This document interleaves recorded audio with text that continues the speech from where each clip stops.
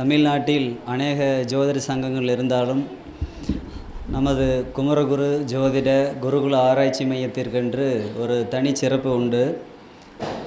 இது ஒரு குருகுல கல்வி மையம். இங்கு கட்டணமின்றி கற்பிக்கப்படுகிறது. ஜோதிட பாடல் மூலம் பலன் சொல்லும் பாரம்பரிய முறையிலிருந்து மாறாமல் செயல்படும் சங்கம். இங்கே விருப்பம் உள்ளவர்கள் வரலாம், விதியுள்ளவர்கள் ஜெயிக்கலாம். எப்படி? விருப்பம் உள்ளவர்கள் வரலாம், விதியுள்ளவர்கள் ஜெயிக்கலாம். கற்போம் கற்பிப்போம் என்பதே நமது தாரக மந்திரம். இந்த சங்கத்தை நிறுவிய குருநாதர் திரு எஸ்பி சோமசுந்தரம் ஐயா அவர்களை உரையாற்ற அழைக்கிறோம்.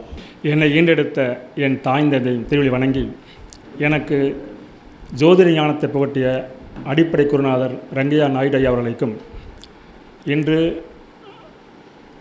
சீரும் சிறப்பாக நடப்பதற்கு சூட்சமாக இருந்து செயல்பட்டு கொண்டிருக்கும் முருகன் நல்லுக்கும் ஐயா சிங்களானுடைய சரணாசி அவரின் திருவடியில் வணங்கி, இந்த நமது குருவின் குரு குமரகுரு குருகுல ஜோதிட ஆராய்ச்சி மையத்தின் 14வது ஆண்டு விழா மிகவும் சிறப்பாக நடைபெற்று கொண்டிருக்கிறது. நிறைவடையும் நேரம்.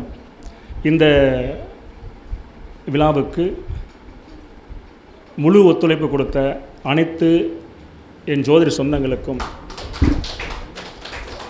முருகனுடைய அருளுக்கும், ஐயாவுடைய ஆசீர்வாதத்துக்கும், உங்களுடைய ஒத்துழைப்புக்கும் நான் என்றும் நன்றி கடன்பட்டிருக்கேன் என்று கூறி, அடியேன் அடிக்கடி சொல்வேன், நெஞ்சம் மறப்பது என்று 2017 சுபஜோதிடங்கிற ஜோதிட மாத பத்திரிக்கையில் 2007 டிசம்பர் மாதத்தில் ஒரு கட்டுரை எழுதுகிறோம். அந்த கட்டுரை லக்கனாதி தரும் ராஜயோகம் என்ற தலைப்பில் ஒரு கட்டுரை எழுதுகிறோம். அதுதான் முதல் கட்டுரை. அந்த புக்கு வந்தோடனே ஒரு 50 புக்கு விலை கொடுத்து வாங்கி ஒவ்வொருத்தரையும் இந்த புத்தகத்தை கொடுத்து, என்னுடைய கட்டுரை வந்திருக்குது பாருங்கள், படிங்க அப்படின்னு சொல்லி அவ்வளோ ஆர்வமாக படித்து, அதிலும் தொடர்ந்து 20 இடங்கள் தொடர்ந்து எழுதி, இப்போ சமீபத்தில் ஒரு 2-3 வருஷம் கொரோனா வந்ததுக்கப்புறம் எழுத முடியல. அந்த 14 வருஷ ஜோதிட பயணத்தில், பத்திரிக்கை பயணத்தில் நெஞ்ச மரப்பலின்னு சொல்லக்கூடிய ஒரு தலைப்பில் குருவல் ஜோதிடத்தில் ஒரு 40 மாதம் தொடர்ந்து எழுதணும். அந்த எழுதின கட்டுரை பார்த்திங்களா, என்னுடைய அனுபவத்தில் நடந்த உணர்ந்த விஷயத்தை என்னுடைய பாணியில் எழுதி ஒவ்வொரு மாதமும் நிறையான வாசகர்கிட்ட பாராட்டு வாங்கியிருக்கிறோம். அதே மாதிரி அது அப்படியே வந்தாச்சு, இன்னும் போச்சு. ஆனால் ஒரு நாள் பழனிக்கு போகும்போது நம்ம தாந்தோணி மலை ஐயா பொன்னுசாமி அவர்கள் ஒரு ஐடியா சொன்னாங்க. என்ன கேட்டிங்களா, நீங்கள் எழுதின கட்டுரை பூரா செதறி கிடக்குது, அதை ஒருமுகப்படுத்தலாம், ஒரு நூலாக விடலாம் அப்படின்னு சொல்லி ஒரு கருத்து சொன்னார்.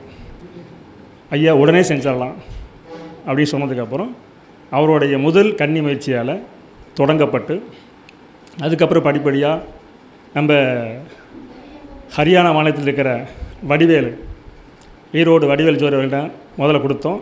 அவர் தொடங்கி வச்சார். அதுக்கப்புறம் அடுத்தபடியாக செல்வராஜ் கைக்கு போச்சு. அதுக்கப்புறம் அஸ்வின் கைக்கு போச்சு. இப்படி எல்லோரும் சேர்ந்து கூட்டு முயற்சியால், கூட்டு உழைப்பால், அதே நேரத்தில் எல்லோரும் ஒரு 75% நெருங்கினதுக்கப்புறம் நம்ம பெங்களூர் வள்ளி சிவகுமார் அவர்கள் நல்ல அருமையான ஒரு வாசகி, 2வது ஜோதிடத்தில் பற்றுடைய பொண்ணு, நல்ல தெளிவான பொண்ணு, அவங்களுடைய ஒத்துழைப்பால், ஆதரவால் இன்று நம்ம கையில் தலைவர நெஞ்ச மரப்பில் போக்க முழு ஒத்துழைப்பு கொடுத்தாங்க. அவங்களுக்கும் இந்த சமயத்தில் நெஞ்சாத நன்றியை குறியிட்டு உங்கள் அனைவருக்கும் நன்றி சொல்லிக்கிறேன்.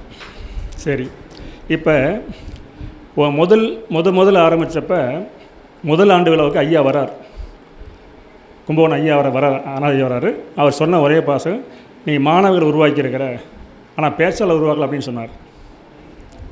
உங்கள்கிட்ட மாணவர்கள் வந்துட்டு இருக்காங்க, ஆனால் பேச்சாளர் கிடையாதுன்னு சொன்னார். ஆனால் இன்று இருந்திருந்தாருன்னா ஆச்சரியப்படுவார்.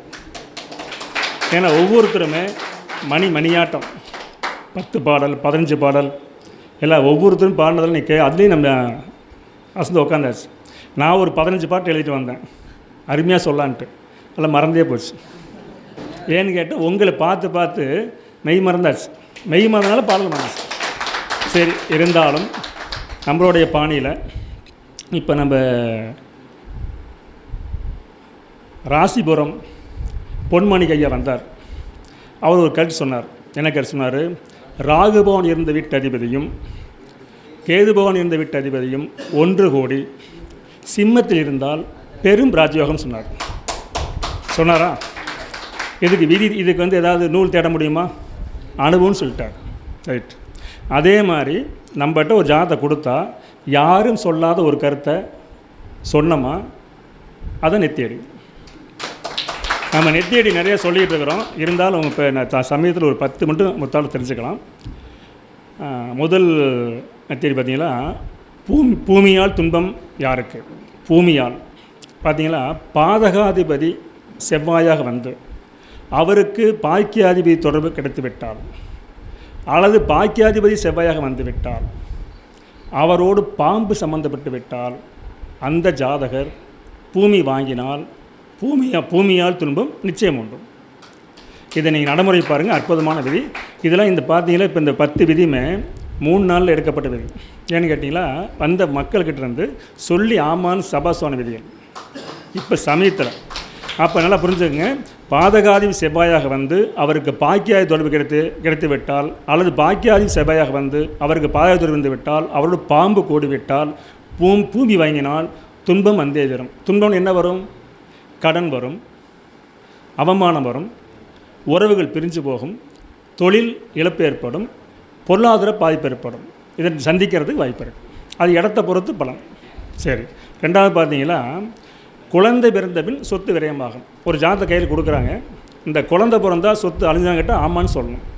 அது எப்படின்னு கேட்டிங்களா, 12ஆம் அதிபதி ஒரு குழந்தையின் ஜாதகத்தில் 12ஆம் அதிபதி லக்கணத்திற்கு 8இல் மறைந்து அவரோடு 8 + பாம்பு கூடினால், பாண்டோன் திசை தொடங்கிவிட்டால், முதல் திசை அது குழந்தை பிறந்துட்டா, அந்த குழந்தை பிறந்த பிறகு அப்பாவின் பெயரில் உள்ள சொத்து விரயமாயிரும். அப்பா தேடி சொத்து விரயமாயிரும். அதாவது எத்தனை கிரகம் கூடுதோ அத்தனை வழியில் சொத்து விரயமாகும். 2 கிரகமா 2 விரயம், 3 கிரகமா 3 கிரகம். சரி, சொத்தை இல்லை எப்படி விரயமாகும்? ஒரு கேள்வி வரலாமில்ல.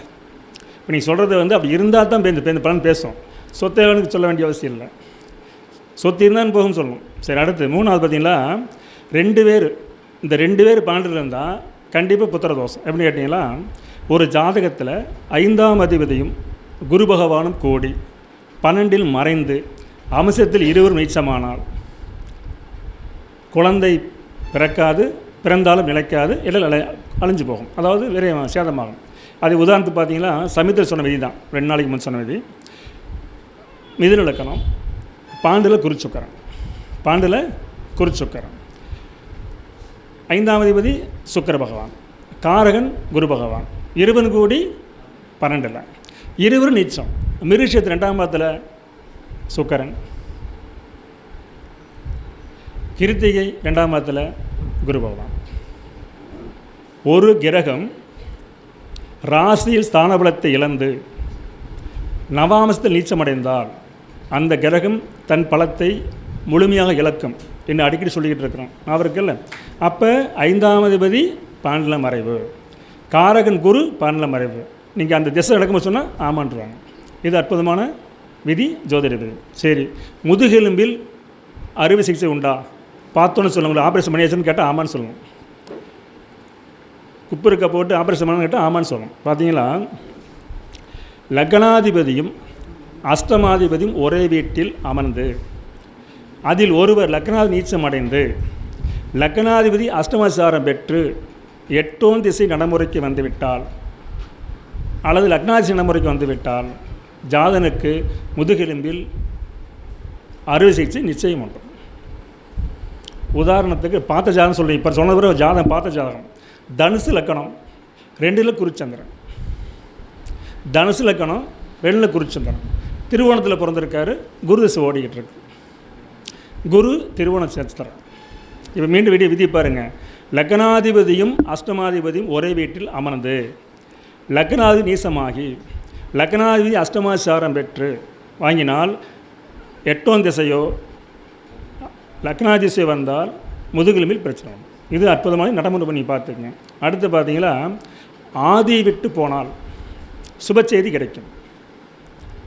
ஆதி விட்டு சென்றால் சுப செய்தி கிடைக்கும். அது ஆதி. 5ஆம் அதின்னு சொல்லக்கூடிய கிரகம் பாம்பை கூடி 6-8 பல் மறைந்து விட்டால் அவர்களுக்கு குழந்தை எளிதில் கிடைக்காது. குழந்தைக்காக காத்திருக்க வேண்டும். குறிப்பாக பல மருத்துவமனை, பல கோயில், பல ஜோதிடர், பல பரிகாரம் பார்த்தும் பலனில்லை. நீங்கள் வீட்டை மாற்றி பாருங்கள், வெளியில் போய் பாருங்கள், வாடகை வீட்டுக்கு போங்க, வாரிசு வரும் எழுதி கொடுத்து வெளியே சென்று இன்று பிறந்து ஜாதகம் கணிச்சு கொடுத்தாச்சு. ஏன்னு கேட்டிங்கன்னா இதெல்லாம் அனுபவிதிகள் நடைமுறை பார்த்துங்க. ஏன்னு கேட்டிங்கன்னா இப்போ 5ஆம் தேதி பாம்பை கூடி 5ஆம் தேதி மறைச்சாவே தப்பு.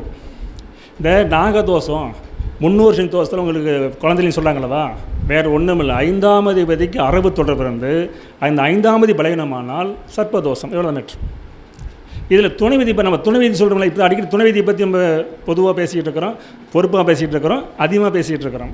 அதில் துணை விதி பற்றி 4ஆம் அதிபதியும் 11ஆம் சம்மந்தப்பட்டு விட்டால், அதாவது 4ஆம் அதிபதி 11க்கு போயிட்டார், 11 அங்கேயே இருக்கார், அப்போ இடம் மாறினால் வெற்றி உண்டு. ஆக இதெல்லாம் ஒரு முக்கியமான நீங்கள் நடைமுறைக்கு இப்போ தெரிஞ்சுக்கங்க. அடுத்து பார்த்தீங்கன்னா அம்மா சொத்து சும்மா கிடைக்கும். ஒரு பேச்சுக்காக எது முனைக்க எழுதுன வாசகம் சுலபம் கிடைக்கும் வச்சுக்கலாம், எப்படி வச்சுக்க தப்பு இல்லை. லக்னத்துக்கு 4ஆம் அதிபதி 4இல் ஆட்சி பெற்று, சந்திரனும் ஆட்சி பெற்று, இவர்களுக்கு 10ஆம் இடம் தொடர்போ 10ஆம் அதிபதி தொடர்போ வந்துவிட்டால் அம்மா சொத்து சும்மா கிடைக்கும். அப்படின்னு கேட்டிங்கன்னா 2 பொண்ணு இருப்பாங்க, மாமா இருக்க மாட்டாங்க. அந்த 2 பொண்ணில் ஒரு பொண்ணு குழந்தை இருக்காது. என் சொத்தை நீ வச்சுக்கப்பா. எப்படி? என் சொத்தை நீ வச்சுக்க. ஏன் 10ன்னு சொன்னீங்களா முக்கியமா? அதாவது தன் தாய் வழியில் பிறந்த ஒரு பெண்ணுக்கு கருமை செஞ்சு சொத்தை எடுத்துக்குவார். நீ 10ஆம் இடத்துக்கு தொட்டதுக்கு யோசிக்கணும். ஏன் 10ஆம் இடம்? ஏற்கனவே ஒரு விதி சொல்லியிருக்கிறோம் முக்கியமாக, அது அற்புதமான விதி. 4ஆம் அதிபதியும் 7ஆம் அதிபதியும் சந்தனம் கூடினால் தாய் சொத்து தானாக வரும்னு சொல்லிக்கிறோம். நான் இருக்குங்களா? இதெல்லாம் அற்புதமான விதி. இந்த விதிலாம் நல்ல மனசு. 4ஆம் அதிபதியும் 7ஆம் அதிபதியும் சந்தனம் இணைந்து விட்டால், வலுத்து விட்டால் தாய் சொத்து தானாக கிடைக்கும். அது வேறு விதி. இதில் என்ன சொல்கிறோம்? 4ஆம் அதிபதி லக்கணத்துக்கு 4ஆம் அதிபதி ஆட்சி பெற்றும் சந்திரன் ஆட்சி பெற்றும் 10ஆம் அதிபதி தொடர்பு ஏற்பட்டால், அல்லது 10ஆம் இடம் அல்லது 10ஆம் அதிபதி தொடர்பு ஏற்பட்டால் இன்னொரு தாய் சொத்தை சும்மா கொடுத்துருவாங்க. சரி, ரைட். அடுத்து வருவோம். அடுத்த குழந்தைக்கு திட்டம் ஒத்துழைக்குமா கட்டம்? எப்படி தலைப்பாருங்க, எப்படி சின்ன ஒரு தான். அடுத்த குழந்தைக்கு திட்டம் ஒத்துழைக்குமா கட்டம்? பார்த்தீங்கன்னா இது ஒரு பாயிண்ட், அருமையான பாயிண்ட். இந்த பாயிண்ட்டை வந்து நம்ம ராசிபுரம் பொன்மாணிக்கு ஐயா சொன்னார். அதை சரியாக உள்வாங்கன்னு நமக்கு தெரியல, இருந்தாலும் இது வந்து நம்பர் ரூல்ஸு. லக்கணத்தில் 3ஆம் அதிபதியும் 11ஆம் அதிபதியும், லக்கணத்தில் இல்லை பொதுவாக 3ஆம் அதிபதியும் 11ஆம் அதிபதியும் கூடி மாந்தி கூடி 12இல் மறைந்தால், 3ஆம் அதிபதியும் 11ஆம் கூடி 12இல் மறைந்தால், 3இல் செவ்வாய் இருந்து 11இல் கேது இருந்து விட்டால் அடுத்த குழந்தைக்கு திட்டமாக கட்டம் ஒத்துழைக்காது. ஒரே எழுதி கொடுத்த ஒரே பொண்ணு தான், 15 வருஷம் ஆச்சு. அப்போ இதை பார்த்துங்க, 3-11 கெட்டு மாந்தி கூட்டிட்டாவே உடம்பிறப்பு இல்லைன்னு தெளிவாக சொல்லிடுறேன். அடுத்து பாருங்கள், இன்றைக்கி அவர் வந்திருந்தார், போயிட்டாராட்டுறது. அதாவது நம்மளுடைய 2 வருஷமாக வீடியோ பார்த்துட்ருக்கார். நம்மளுடைய வீடியோவை 2 வருடமாக தொடர்ந்து பார்த்துட்ருக்காரு. சொந்த ஊர் வெள்ளக்கோவில். அவருடைய பேர் வந்து குப்புச்சாமி. இன்றைக்கி வந்துருக்கு. அடுத்த மாதம் வீட்டுக்கு வந்துடுவார். நான் மானசீக குருவாக நினச்சிக்கிட்டு இருந்தேங்க. நேரடியாக எனக்கு சொல்லிக் கொண்டு வந்துட்டு அவர் வயசு 63 வயசு ஆகுது. அவர் யார் 3 பாயிண்ட் சொன்னேன், 3 ஏன்சின்னு கும்பிட்டார். ஆமான்னார். எப்படி கேட்டிங்களா? 5ஆம் அதிபதியும் குரு பகவானும் லக்கணத்துக்கு மறையாமல் இருந்து அவள் இருவரும் அம்சத்தில் ஆட்சி பெற்றாள். அறிவுள்ள குழந்தை பிறக்கும், அழகான குழந்தை பிறக்கும், அனைத்து குழந்தையிலும் குழந்தை பிறக்கும். வார்த்தை கவனிங்க, மீண்டும் நினைவுபடுத்துகிறேன். 5ஆம் அதிபதியும் குரு பகவானும் லக்கணத்துக்கும் லக்னாதிக்கும் மறையாமல் இருந்து அந்த 5ஆம் அதிபதியும் குரு பகவானும் அம்சத்தில் ஆட்சி பெற்று விட்டார். என்ன சொன்னோம்? அறிவுள்ள குழந்தை பிறக்கும், அழகான குழந்தை பிறக்கும், அனைத்து குழந்தைக்கும் குழந்தை இருக்கும். பேரம்பேத்தி எடுத்துட்டாரு. அதிகமான குழந்தை பிறக்கும், அறிவான குழந்தை பிறக்கும், அழகான குழந்தை பிறக்கும். அவர் கொண்டாந்த இதில் நோட்டில் கம்ப்யூட்டரில் எந்த புள்ளி வைக்கல, யாரும் வைக்கலை, எந்த புள்ளியும் இல்லை. புரிஞ்சுக்குங்க, புள்ளி வைக்காத ஜாதகம் என்ன தெரிஞ்சுக்கணும், புள்ளி வைக்காத ஜாதகம் என்ன செய்யணும், துருவம் இல்லாத ஜாதகம் தெரிஞ்சுக்கணும். 4 பாயிண்ட்டுக்கு ஆச்சரியப்பட்டு போயிட்டார். இன்றைக்கி வந்துட்டாருங்க எல்லாம் குழந்தை வந்துட்டு கால் வாங்கிட்டு போயிருக்காரு. ஏன்னா பல புரிஞ்சுங்க, இந்த முடிச்சு அருமையான ஒரு மீண்டும் சொல்ல பாருங்க, அறிவுள்ள குழந்தை, அதிகமான குழந்தை, அழகாக அது பாருங்கள். அவர் மிதுன லக்கணம் 3 சந்திரன், மிதுன லக்கணம் 3 சந்திரன். ஐயா அவங்க குழந்தை டாக்டரா? ஆமாங்கிறார். குழந்தை மருத்துவர். சூடப்பா சந்திரன் 3, 5, 7 சுத்த எந்து பணி தனித்திருக்க மாடப்பா மந்திரன் செய்வான காலை மகத்தான வாதமோடு வைத்தியம் புரிவான்றிருக்கலவா. 5ஆம் இடத்து குழந்தைய போடுங்க, குழந்தைய போடுங்க. 11 சந்திரன் வந்துட்டாரா? என் பொண்ணு டாக்டர் ஏன்னு சொல்கிறார். மருமூன் டாக்டர்னு ஆமான்ட்டார். மிச்சம் 2 ஐடி படித்தாலும் 4 பேருக்கு கல்யாணம் பண்ணிட்டார், 4 பேர் படிச்சிருக்காங்க.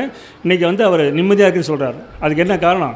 5ஆம் அதிபதியும் குருவும் கெட்டு போன என்ன சொல்லுவான், குழந்தை பிறந்து இறந்து போன்னு சொல்லிகிட்டு இருக்கிறான். முதல்ல சொன்னோம்ல. இதில் என்ன சொல்கிறான், குழந்தை 4மே நல்லபடியாக இருக்குதுங்க, ஆரோக்கியமாக இருக்குதுங்க அப்படின்னு சொல்லிட்டு வந்துட்டு போனார்.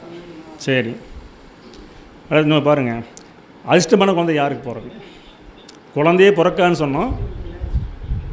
இப்போ லக்னாதிபதியும் 5ஆவது கூடி 5இல் இருந்தாலும், லக்னாதிபதியும் 5ஆவது கூடி 5இல் இருந்தாலும், அல்லது 5ஆம் இடம் சேர்ந்து பார்த்தாலும், இருவரும் அம்சத்தில் ஆட்சி பெற்றால், 5ஆம் இடத்தை பாம்பு தொடாமல் இருந்தால் அதிர்ஷ்டமான குழந்தை பிறக்கும். இத்தனையும் பார்க்கணும் தான். 3 விதி தானே மொத்தமே.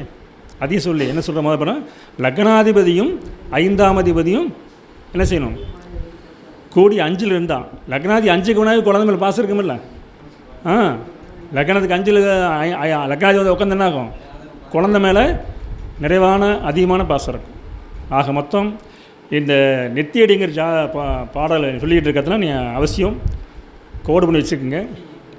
எஸ்பி சோமசுந்தரம், கொடிக்கம்ப ஜோதிடர், 9442437251. அனைவருக்கும் நெஞ்சார்ந்த நன்றியை கோரிக்கொண்டு நான் உதவி